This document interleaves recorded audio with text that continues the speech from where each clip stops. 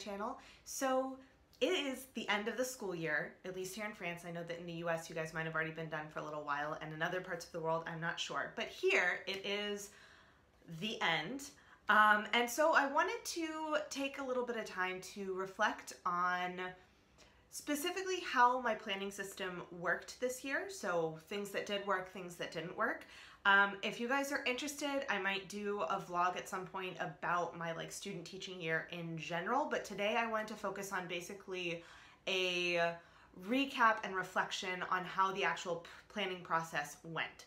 So I decided to do it as a vlog for a couple of reasons. One is that you guys have seen a couple of videos inside my teaching bullet journal, and the second is that I thought it was going to be easier to explain. I'll show you a couple of different elements that I'm working with. Also, I wanted to make sure I protected my kids' privacy because I do have some sensitive information still in my bullet journal, so I didn't want to have it focused on that.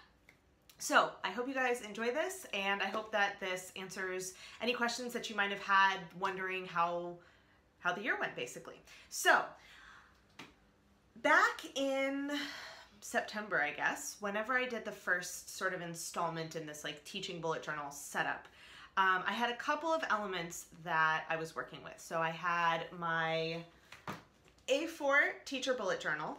I also had a binder that I was using to organize my lesson plans and all of that. And if you guys have watched the various iterations of my system, I tried to do updates every 10 weeks or so, and I will try and do cards up at the top so you guys can check those out if you want to. I have adapted my system. So the actual bullet journal, I have still used pretty much the same system with a couple of little changes. The biggest change was that my initial decision to use one binder for all of my classes definitely did not work. I found it much easier after a while to switch into one smaller binder per class, and then I have big binders that I keep at home where I put all of my lesson plans that I'm finished with for the units that we're done with, and I save them in there. So that actually has been working well. I need to take some time this summer to go through the papers that I've got. So for example, I know that next year I'm going to have one of my same levels again, so I might be able to reuse some of those lesson plans. So I need to figure out a way to save a record for this year, but also make it accessible if I would like to use those same units in a similar way again next year. So I kind of have to figure that out still. So that was definitely a big change. In terms of planning, I did at the beginning of the year set up one of my traveler's notebooks to be a university and work basically planning journal. It wasn't really a bullet journal because I was using pre-made inserts, and I'm pretty sure I mentioned this a while ago. I abandoned that pretty quickly. It was just too complicated. So I basically kept it to anything for university and for personal went into my personal bullet journal. Anything work related went into my teacher bullet journal. So I did use, oh, this guy's kind of heavy. I did use this bullet journal all year long, and I don't know if you can tell, but it's I've got paper clips and binder clips, and there's papers stuffed in the back of here. This has been well loved, we'll say. So in terms of things that worked well and things that didn't, you'll remember that when I first started, I had, I'm gonna just cover my work email, I had this teacher dashboard on this left-hand side, and I really didn't use it. It just wasn't the first place that I looked at. What I really liked having was having all of my information on this, woo, that was all of my papers just falling on the back there, whoops. So I liked having this notes page on the right that was next to my week schedule, and I would write anything that came up on there, and I had plenty of room to deal with it. So I found that it was nice to have the sticky notes from the dashboard, but I didn't use it the way that I thought I would use a dashboard. I used it for other things, and honestly, there's a couple of sticky notes on here that have been there for months. They're just notes that I haven't had a chance to deal with, so they've just kind of stayed there. So that was definitely something that didn't work as well as I thought it would. It was worth trying, but it didn't quite work out for the way that I actually plan, or the way that I plan this year. Next up, I did actually fill in my index. So I'm gonna cover my face here for a second. I did fill in my index. I had a ton of extra space. It's just kind of the way it went. And I will say that I filled in the index for future reference, but during the year I did not use the index because I actually stopped using the bookmarks even, and I used paper clips or binder clips to clip certain pages together so that I could just very easily flip between the ones that I was currently using. So for example, I had one of my paper clips basically was all of my monthlies. Once I finished, I just kept it clipped open to the first monthly. The next one I did from my curriculum planning and discipline record, and it clipped to whatever my current week was. So I just had this big section of paper, and it got bigger as I went through the year. So I basically used those instead of bookmarks and instead of actually using my index to find pages. That just worked out for me. One of the other things that I will not be doing the same way next year is this calendar, where I basically broke down each month and I pulled out, because we actually get like an official calendar from my school, and so I went through and I highlighted anything that I thought I had to go to, and I wrote it on that like big grid with the whole entire year. That was not useful at all. For one thing, because I was new to the school, I had certain things on my list that I actually didn't have to go to, and I sometimes forgot things that I needed to go to because I didn't realize that it was something that applied to me. The other thing was that it just wasn't really practical to have, for example, I had the entire year worth of monthlies already set up at the start of the school year, and what I will do in the future is I will just put those dates directly on the calendar rather than having a separate like reference sheet, because it just wasn't worth it. And if I ever forgot to move them onto my monthly at the beginning of the month, it was way more likely that I was going to forget important deadlines and important dates and stuff. So that will definitely be a big change. As far as monthlies went, I'll show you July because it's pretty empty and I know I don't have anything like really important on there. So I had this, what did I call it? Evals and work and tasks. I didn't use them. Like honestly, pretty much didn't use them all year. I think the first month or two I tried to fill in the evaluations and the exams and like homework and stuff that I gave, but like wasn't necessary because I write it down in other places and it just was kind of not practical for me to have it on my monthly.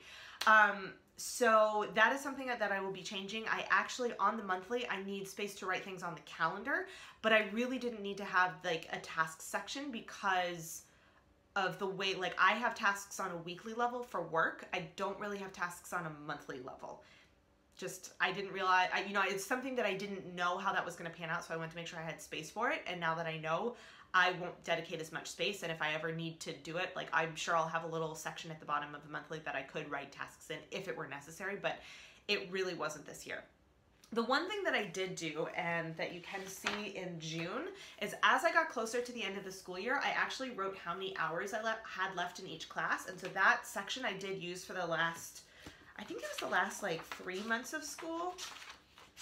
No, actually the last 4 months of school. So I basically, for each of the last 4 months, I wrote how many hours I had like teaching hours I had in that month per class, and at the end I wrote how many I had left for the year, and I ended up adapting that as I got closer to the end of the school year, because honestly I was getting to the point where I thought that I had all of this time to do all of these like projects and different units, and in reality I didn't, because for example I had one class that I only saw 2 hours a week, which means that we got through 4 units the entire school year versus like 7 or 8 units in the class that I saw 4 hours a week. Like it's, so that was something that was really good. I will potentially leave space to mark how many hours, not because I need to know how many hours it specifically is, but more to like gauge how much time I have left in the year to do projects, so I can kind of plan my time out, if that makes sense. So that's something that I'm kind of still playing around with, but I did closer to the end of the school year especially, I found that really helpful. Next, so basically I'm kind of going in the order of my bullet journal, so if you want to see the physical setup of this, I do have videos on that, which is why I'm not doing another video like that. But next step in this was the curriculum planning, and this I think I'm actually going to do again. I would like to this summer look at my curriculum planning and see like, okay, for example, I know that in one of my classes we had 4 hours of teaching, like 4 hours of instruction per week, and I got through 7 units versus the class that I had 3 hours of instruction and we got through 5. So I think that's going to help me gauge how much time I have for the different units and to try and help me plan out more of the year in advance, whereas this year, because it was my first year and I didn't really have any resources already made, I kind of went unit by unit. So I think at least for my second year and possibly for the next few, I would like to have that curriculum pacing in my teacher bullet journal. At some point it might become redundant and I might not need it, but I think for now it's a really good like visual reminder for me because I lose track of time like crazy. And so it's good for me to have it in a couple of places so I really just like realize how much time and how long things are taking. So the discipline record, I didn't really use it that much. I had one of my classes that we had like more issues with that, but I really want to focus on doing discipline and doing like classroom management and behavior, like dealing with behavior issues differently than I did this year. And I had a lot of ideas this year about what I wanted to do, and I just didn't have the experience or the know-how or the resources to actually implement it the way I wanted it to. And I kind of figured out certain things as I went along, but I know next year's still going to be another, like, it's going to be a lot of experimenting.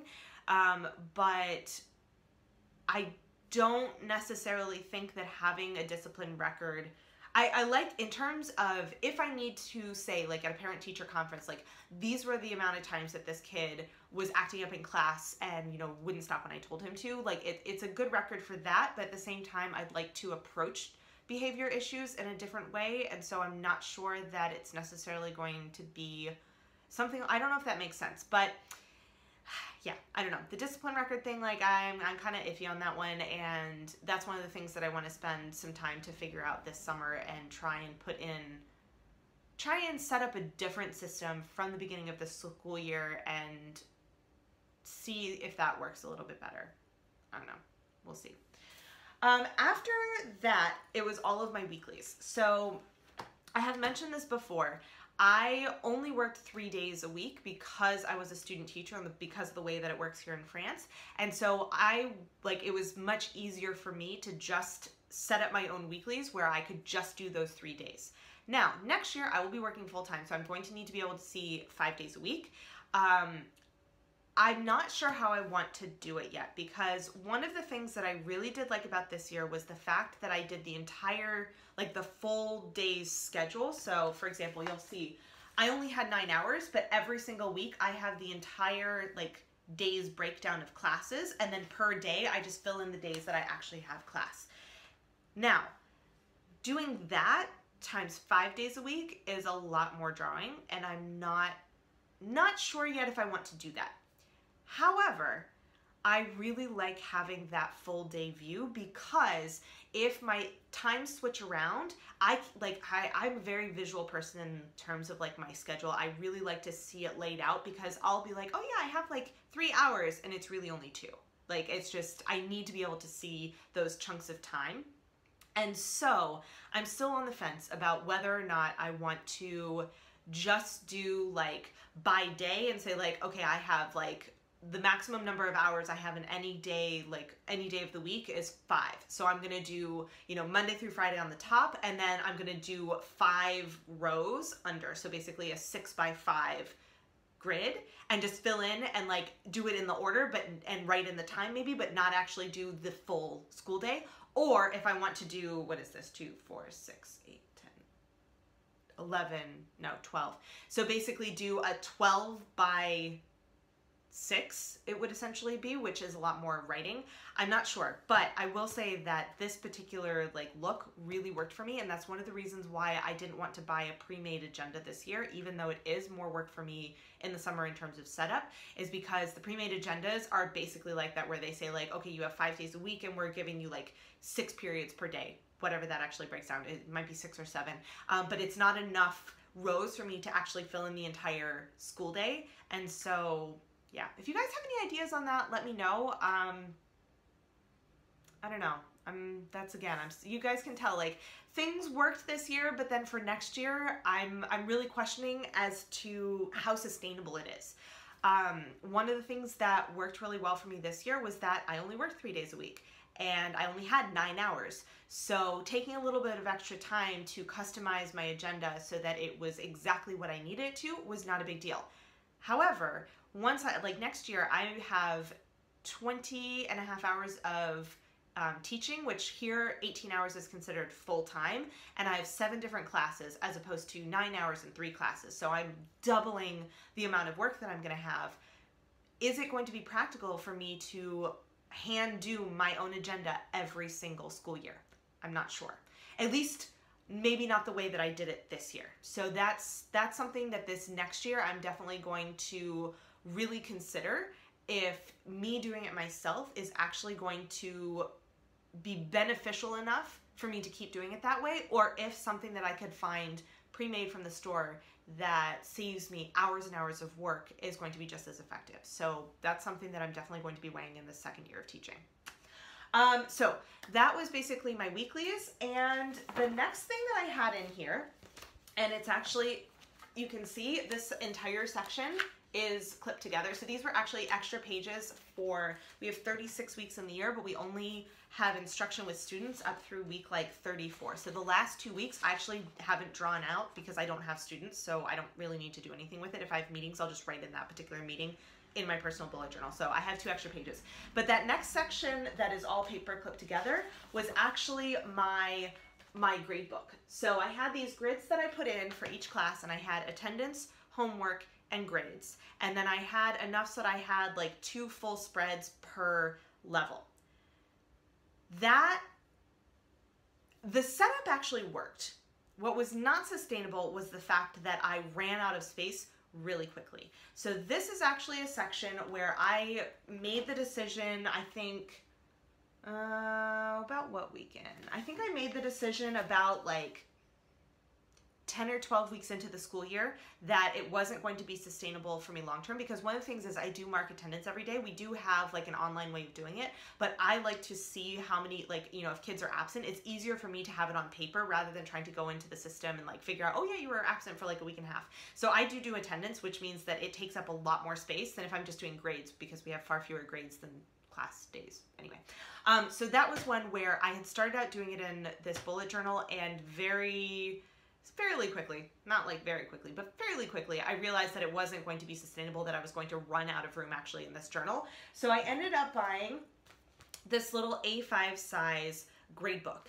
And so this was one that I found, I got this, let's see, what's the first day in here? Actually, this was after the new year. So I started doing this the first week back in January. So I basically did an entire trimester in my bullet journal and then was like, okay, that's not gonna work, let's change it up. So this was basically one of the only ones they had left, because obviously once like we get past like September, October, they stop carrying all of that like teacher stationery stuff. And so I was lucky enough to find this, and it worked out really well. The way that I actually did it is I did, see, it's gonna be really hard to see on camera, but I actually did washi tape on the edges. So it's one of those books where I can actually go in and you can, like, this, like one side is perforated.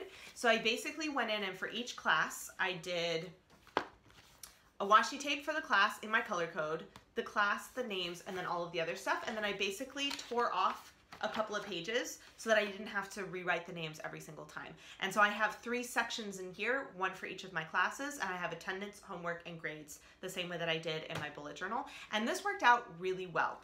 There were certain things that I didn't use as much. Now, part of it was that I only used this for 2 trimesters out of the year. I think if I did the entire year, I would have filled in pretty much everything. But for example, in one of my classes, I used like 2 and a bit pages for attendance. Homework, because of the way that I give homework and the way that I check it, I didn't even fill in a full page for that. Grades, I only filled in about half a page. So it was really effective, but it definitely, and I had enough room that if I had done the full school year, I think it would have been fine. And it was really nice to have that already done out. I didn't have to draw it in. I just had to like write in the kids' names, and I was ready to go. So that is something that for next year, I definitely, I'm going to keep doing, and I'll show you what I'm planning for my setup for next year in a minute. So there is actually one last thing that I forgot about in the bullet journal. So actually after my like attendance and gradebook section, I had one other section where I basically had done these sticky note seating charts where I had placed the kids. And so basically my idea was that anytime they changed seats, rather than having to rewrite it, I would just move the sticky notes around and then I would know where the kids were sitting. One of the things that I ran into pretty quickly was the fact that this notebook is gigantic and it took up a lot of space on my desk, and so it was kind of annoying to have that open for the seating chart. When I was learning the kids' names, I definitely did use this, but at a certain point, I started using a point system with them, and so what I ended up doing was I have this clipboard that I had bought at the beginning of the year that I used for various things, but basically, whenever I started using the point system, what I would do is I went onto PowerPoint and I made seating charts with all the kids. And I basically, this is not a great example because this was nearing the end of the school year, but basically what I would do is every week I'd print off the new seating chart. So if the kids changed seats, I would just change it in the PowerPoint and print off a new seating chart for that week. I labeled the class and I also labeled the week. So ours are like week 1, 2, 3, 4, 5, and then it's either A week or B week. So like this one is for week 33A. So I would write that on there so I would know which week it referred to. And then I would have one colored pen that I would use for that day to do either positive or negative points. And so I would write at the bottom, for example, like a swatch of the color of the pen and then Monday. And then the next day I would I'd do a swatch of that color Wednesday. So that way I always have my seating chart. I mean, obviously by this point in the year, I knew the kids, but because I was also tracking points, it just worked out that that was my seating chart as well. And it was a way for me to track participation. It was a way for me to track if there were any like behavior issues, that kind of stuff. So it essentially made it so that the seating chart that I had in my bullet journal was redundant, and it didn't work out quite the way that I thought it would. And this was nice. It was big enough for me to see, but it was on an A4 size paper, so it was smaller than basically being on an A3, like an A3 size spread in this bullet journal. So that worked out better. I think that next year I will still use PowerPoint to make my seating charts. I am not sure if I'm going to keep the same point system or not, but at least for like learning the kids' names, I found that really, really helpful. And it was easier for like, you know, I would hold on to handouts as we're like going around and doing stuff. So it was nice. I tended to have the clipboard in my hands. And so it was nice just having the seating chart right there that I could refer to. And so I think I will do that again for next year. So that was kind of my setup for this year. By the end of the year, I basically was using my clipboard with the seating charts, my bullet journal for like lesson planning and for seeing my like week laid out and seeing which lessons I needed to prepare, and then any other lists like meetings that came up or things I needed to do for other things in school, I used it for that. And then I also did use my gradebook. So I kind of had three main like planning, organizational aspects that I was using in addition to the binders that I was using for my actual lesson plans.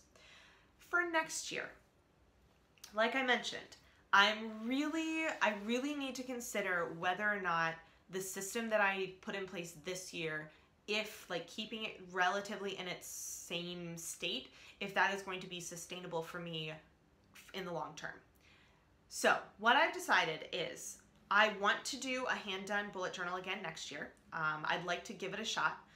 If it doesn't work, it doesn't work, and I move to a pre-bought, like a purchased one. But I do want to try it because I do like having that flexibility of being able to decide exactly what I want in it for myself. One of the things that I decided was that as much as I liked that Master Slim, that A4 size notebook, it was pretty big. Now, the one plus side is if I ever got like handouts and stuff from school, I could just stick them in the notebook and I didn't have to fold them, so it kept them nicer. That was kind of nice. However, I do have A4 size folders that I keep in my teacher bag that I can very easily just throw them in there and it's not a big deal.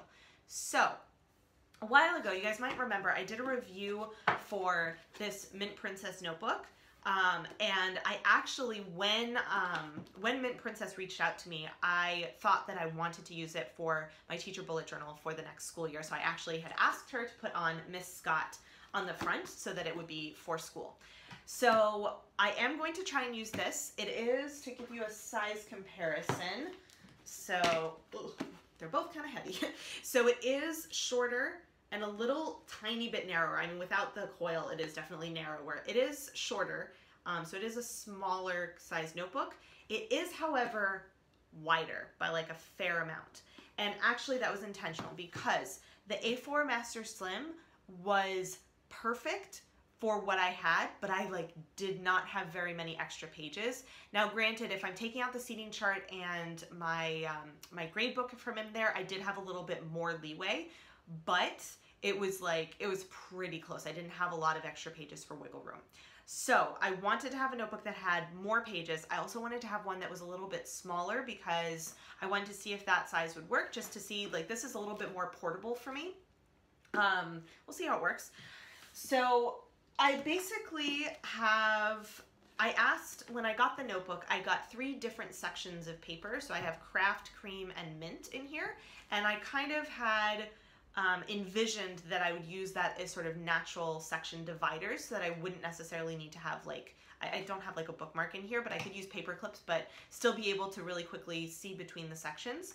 And so what I did fairly recently is I started going through and doing sticky notes on the pages for what I wanted to put there. And the reason I do sticky notes is so that if I change my mind, I can just move it rather than having to erase and rewrite it somewhere else. So I basically have planned out the like intro pages and all of that kind of stuff. The thing I need to figure out still, so for example, this in the craft section is going to be my monthlies. And I'm trying to remember what I did at the actual, like, the first, yeah, so basically what I have in here is I want to do an introductory page, so like the 2018 through 2019 school year, something like that. Then, oops, I have an extra page that I think I'm going to leave blank because I'm going to use this second purple page for passwords. And I think what I'm going to do is like paper clip or like washi tape these 2 pages together so that if somebody is flipping through my notebook, they can't just like easily access my passwords, but I do have them there. Then I'm going to have my schedule on here, followed by the school calendar. So this one I had in parentheses whether or not I wanted to print it. And I think so I'm trying to remember because I did this a while ago. So I think that was going to be basically my year-long overview because I really do like seeing that, which let me show you. So basically this calendar. Like this, where I have each of the little like months and the weeks and all of that kind of stuff. So that was one that I wasn't sure if I was going to be able to fit the entire school year on this page because this is smaller paper. So I do have to go through and check like dimensions and see how things are going to fit in there. So I'm still kind of figuring that out. But I want to have an overview of the school calendar, followed by on the back all of the school holidays, and then have like a section break for all of my monthlies. So you'll notice that I completely ditched that part where I had the like grid layout of all of the different events that we had for school. Those are going to just go directly on my monthlies. I'm not even going to worry about having a separate part for that. And then basically I'm giving a full spread per month. And this is one where I really need to figure out how that's going to work because since it is a coil, it's like it separates the month out more. So I need to figure out how I want to actually lay that out. Again, I haven't had a chance, like the school year just ended, so I haven't had a chance to look at this. But basically, I need to have those monthlies again. I did find that really useful to have. It was nice to write in, like I write in my kids' birthdays. So for example, if a kid has a birthday on the day that we have class, I usually will write up on the board happy birthday and then we'll sing happy birthday to them. So it's nice for me to have that information like ready to go at the beginning of the year. And rather than having a separate list of all the birthdays, I see it more like I'm reminded of it if it's on my monthly. So I want to have bigger monthlies so I have more space to write that kind of stuff in because I found that really useful this year. So then basically I have up through July the same way that I did for this year. Next I want to do my my overview for the units I want to do. Now I actually only gave myself basically one spread for that, and that might need to change. I might need to do it by level, so I'll have to go back through and check. And then I left a spot for the curriculum planning CALENDEX style that I had in my past bullet journal. And again, I'm gonna have to figure out how the space is going to work because this is a smaller notebook, so I'm gonna see.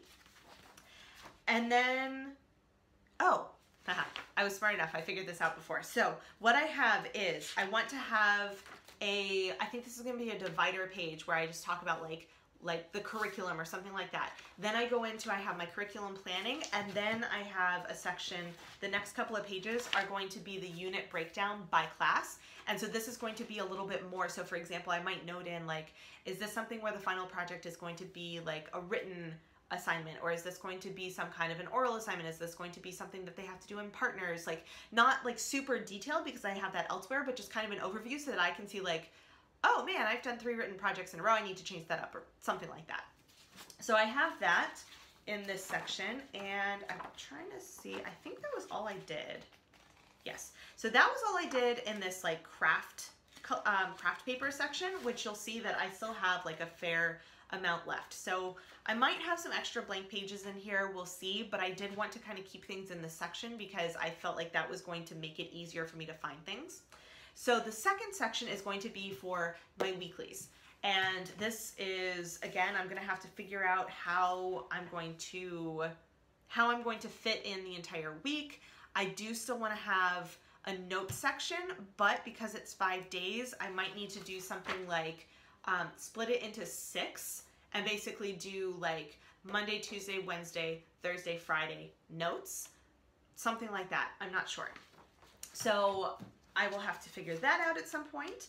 After the weekly section, I have a note section. So this I'm thinking is for like if I have a meeting to plan like a unit with a colleague and I want to make notes about that. Previously, I basically had just done it in a random notebook and I was like, oh, where did I put those notes? So basically just have it be a catch-all for anything else like meeting notes and that kind of stuff that comes up, and just have it all go in this section so that I don't necessarily need to have another random notebook lying around my teacher bag because it's already full enough as it is.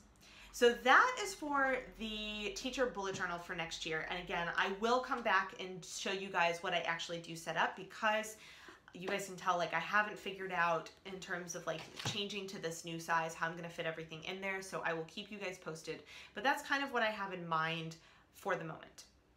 The other side I have is I am going to keep I'm going to keep using a standard like store-bought Gradebook, because honestly like I don't feel the need to reinvent the wheel on that one. It's just way too many lines to draw. Like, nah, I'm just gonna buy it. So what I did is I've already gone to the store and gotten them because I was really excited, even though it's literally like the school year just ended, but whatever, it's fine. I'm sure you guys will understand. So I ended up picking up 3 different books, and my reasoning for this was that even if I don't use one of them this year, they're undated, which means that I can use them in the future and it's not gonna be a big deal. So what I think that I'm going to do is I picked up an A4 size, which is just like a small A4, so let me give you a comparison. It's like a slightly smaller A4 size. So I picked up a larger Gradebook, basically, and they actually, here we can find them for like 5 classes, 7 classes, and 9, I think you can do for 5. I know they have 7 classes and 9 classes, so I picked up one that was for 7 classes because that's how many I have, and that's probably not going to change. And so what I really like about this is that I can also, which I'm going to have my schedule in multiple places, because especially at the beginning of the year, I like to have it in multiple places just to make sure, like, I have nightmares about showing up late or showing up in the wrong place, so I like to have my schedule like everywhere. So I have another section here to write my schedule and like personal information, that kind of stuff, but that I'm not really too concerned about. And then I actually have, this is really weird, but I think I know why they did it. So we actually have a section to write the schedule twice, so down there and up here. And I think that has to do with the fact that a lot of schools here have like week 1 and week 2 where your schedule will slightly change, or like at the semester break or whatever. We have the week 1 and week 2, but our schedule stays the same for the entire school year. So I will probably only use one of those particular like timetables to fill out, but it's nice to have 2. The other thing that I really like in here is this actually gives you a grid where you can fill in all of your classes. So for example, up at the top, you write in the class, and then you have all of the different materials and like who the head teacher is.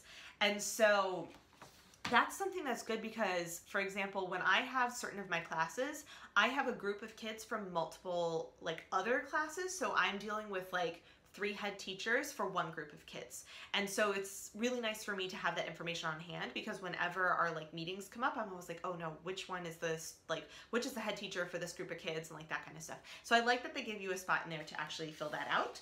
I might not have enough room. They give you enough to fill out for 10 classes, but like I said, when I have my groups, I usually have 3 classes in one group, so I would have like more than 10 classes, even though anyway, I might not have enough room. We'll leave it at that.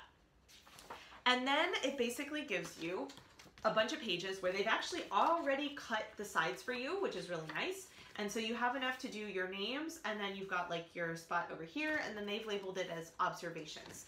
So it gives you enough for like 44 students, which I know that one of my classes next year I think is going to be pushing 40. I think it's being like 35 or 37. So it's good to have a little bit more space on that. And what I'm thinking of doing is this is going to be where I put in like grades and homework. And I think in the observation section, I actually might split it into 4 columns and basically do like first trimester average, second, third trimester average, and then the like year average, so that I have that information when I'm in meetings. I think we'll see how that goes.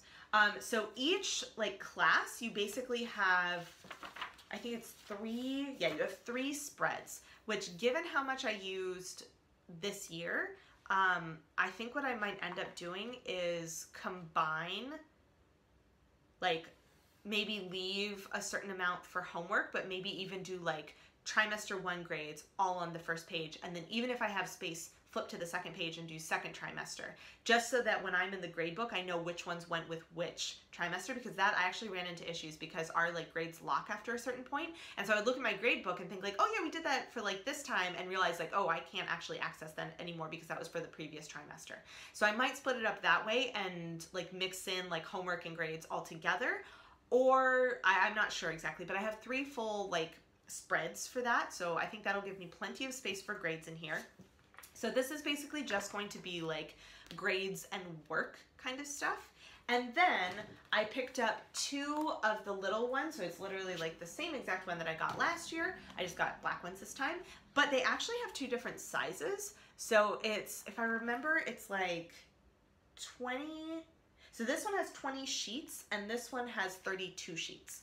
And so I picked up 2 because I need to do attendance. I still like having it written down myself. So I wanted to have another attendance notebook. And one thing that I like is I don't need to pull out my grade book very often, because I tend to like grade stuff and input the grades at home, but I don't like need this out when I'm with the students. For the most part, I bring it to meetings and that's about it.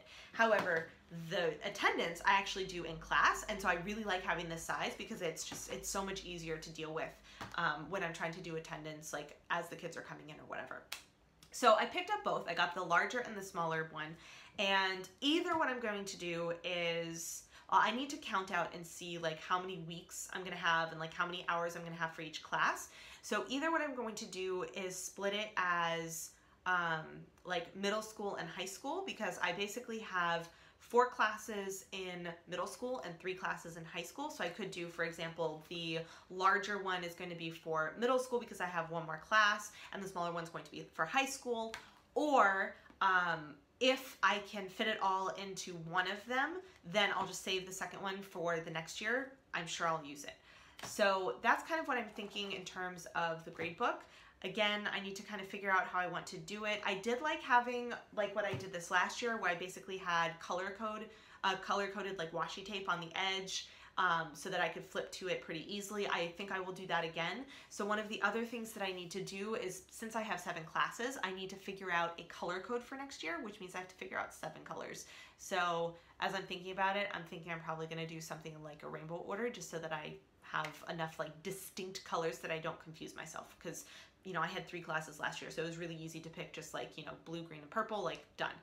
So I'll have to expand my color code for next year. But that is how it went. I would say that overall, the teacher bullet journal was a success this year. with a couple of caveats. There were a couple of things that I changed. There are a couple of things that I'm going to change like even more for this coming year. And it is something that I having done it this past year and knowing that I was only working half the number of hours that I normally will be working, there was a significant amount of time put into actually setting up the bullet journal. And you guys know me, I'm not big on the rulers. I like things that are going to be functional and aesthetic, but like quick. And so that is something that I'm kind of struggling with because I don't really like the look of the pre-set up notebooks, because it just, especially for like the weekly schedule, I just don't really care for the setup that they have in the store-bought agendas.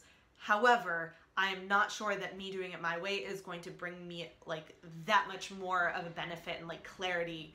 I'm just not sure if it's going to be worth it. So I am going to try it again for my second year.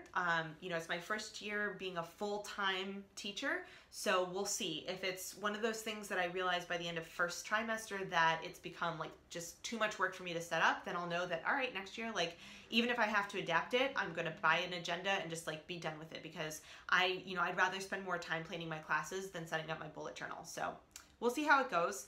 I hope that it is sustainable. I really do, because I do prefer having more control over the different aspects and the different things that I have in my agenda.